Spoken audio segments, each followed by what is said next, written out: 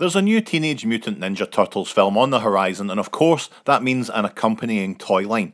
Now, TMNT, or Teenage Mutant Hero Turtles, when I was a boy 90 years ago in the wilds of Scotland, was my thing.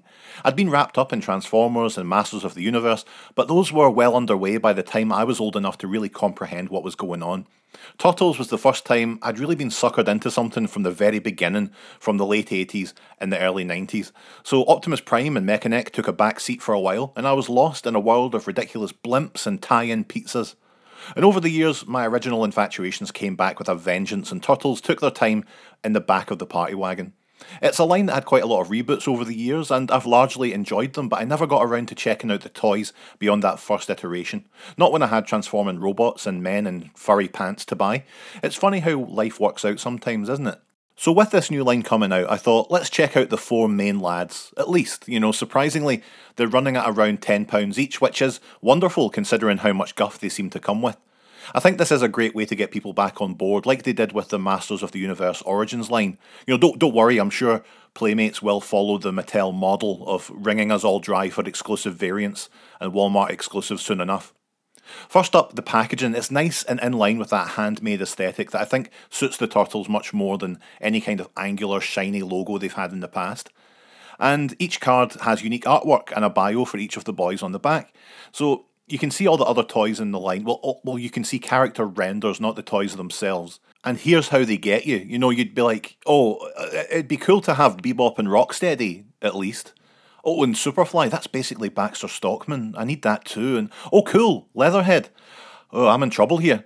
So let's have a look at each turtle in order of my preference, ending on my favourite. That's a good hook to keep you all watching. You see, audience engagement. I'm going to be a millionaire. Okay, so look, Donatello is first on the list, and that doesn't mean I don't love them. I'm sorry if you were the smart kid at school and you just relate to Donatello.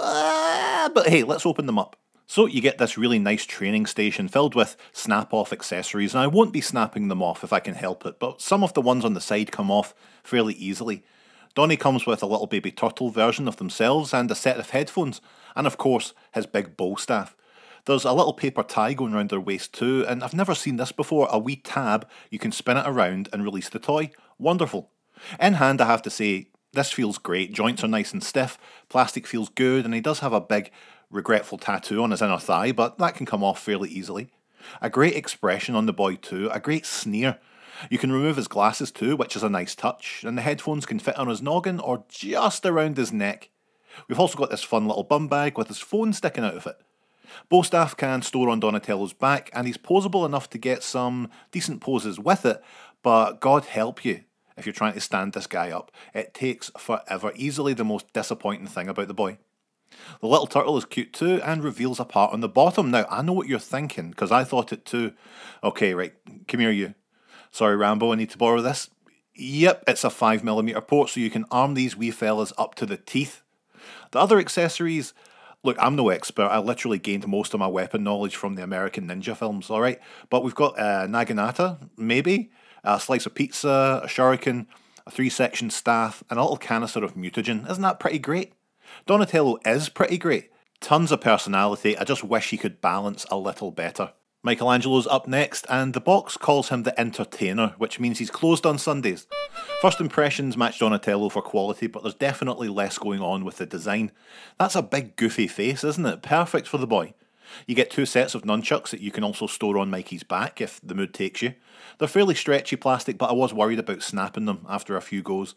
For accessories, we've got these microphone nunchucks, a slice of pizza, a mutagen canister, 2 shurikens, and a very dangerous looking Kusarigama. Michelangelo's definitely less fun than Donatello and has that same issue when standing up at times, but it's Michelangelo. I'd like to have perhaps seen a skateboard accessory or something, a wee non-rolling plastic effort, come on. Leonardo here, he's the leader of the group, no less, and we're getting some silver weapons on the rack this time. You also get this little baby turtle and his 2 katana. This is a pretty great representation of Leonardo, folks, that assured look, the great detail on the straps, probably my favourite of the group so far in terms of just looks. You can store the katana on his back and yep, he's got those same posing issues, but it's so much fun to mess around with. Accessories wise, we're getting a dagger, some kunais, shuriken, pizza, and a mutagen canister. I'd say best turtle yet. Okay, so here's Raphael, the angry one, my favourite turtle ever since I was a little lad. One of those hidden depths kind of characters, unlike those surface level options you all went with. Ugh. Raph comes with silver accessories like Leo, and you've got his little baby turtle and his dual sai. And even though he's my favourite, he does come across a little bit plain here. I like it. It's a nice Raphael, but it doesn't hit the heights of Leonardo or Donatello.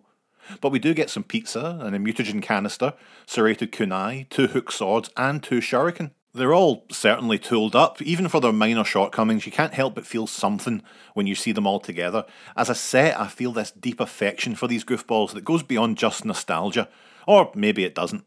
If they could just, please, stand under their own power in any pose other than standing straight up, I'd love that.